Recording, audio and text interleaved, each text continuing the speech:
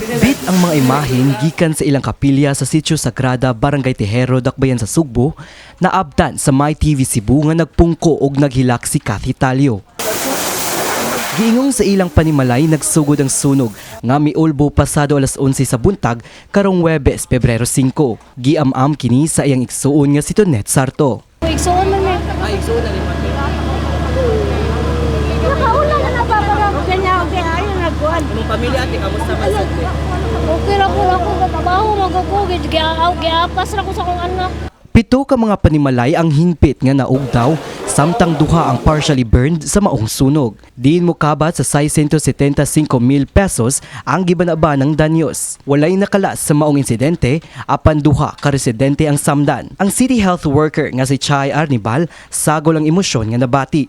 Mapasalamaton kini nga naluwas ang iyang mga kabanay nga parehong senior citizen. Apan nagsakit, humanaabtang patay ang ilang iro. Ako mga maguwang puro senior citizen. Naat po yung mga pag-umangko na ako. Moto lang gi-safety na lang daan sa mga pag-igsoon niya. Gidaan na ako mga pag-umangko niya. Naangol ang mga iro sa noon. Nabanday sigawas.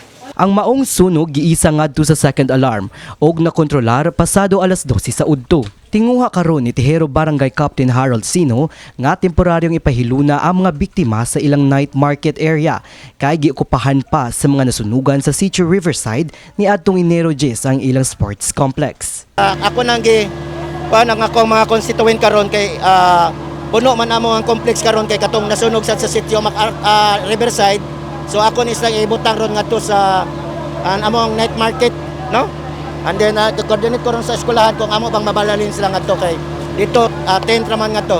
Samtang ang mga sakop sa Cebu City Health Department nagmontar og mga medical tents sa maong dapit aron pagresponde sa mga nasamdan. Nag-set up mi og kanang kuan first aid nga station para sa mga nasamad. Kini si Mark Ermas alang sa MyTV Cebu.